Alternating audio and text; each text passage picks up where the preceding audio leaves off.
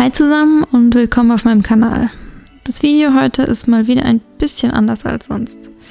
Wie ihr vielleicht mitbekommen habt, würde ich gerne besser werden im Zeichnen und Malen allgemein. Deswegen habe ich mich dieses Mal ein bisschen an Wasserfarben ausprobiert. Wasserfarben waren ehrlich gesagt noch nie so wirklich mein Ding, obwohl ich das schon immer mal hinbekommen wollte. Um nicht von Anfang an kläglich zu scheitern, wollte ich mir erstmal ein gutes Tutorial raussuchen und bin auf den Kanal von Nyan gestoßen.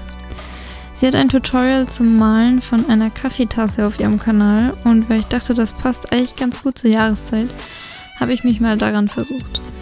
Ich verlinke euch ihren Kanal und ihr Tutorial unten in der Videobeschreibung. Mir hat es echt Spaß gemacht, obwohl ich auch sagen muss, dass es nicht einfach war.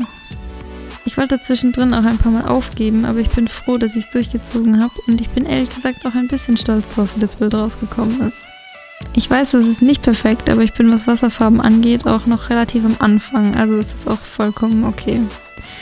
Damit ich euch nicht langweile mit meinen Videos, gibt es nächste Woche dann wieder ein paar Doodle-Ideen von mir, bevor es dann auch schon ans Dezember-Setup geht.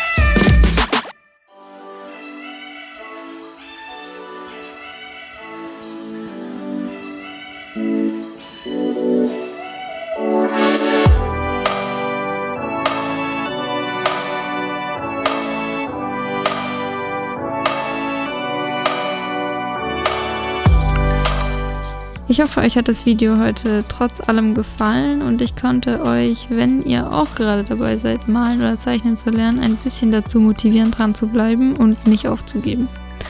Euer und mein Durchhaltevermögen wird sich irgendwann auszahlen.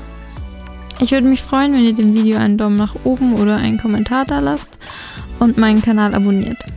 Ansonsten sehe ich euch beim nächsten Mal.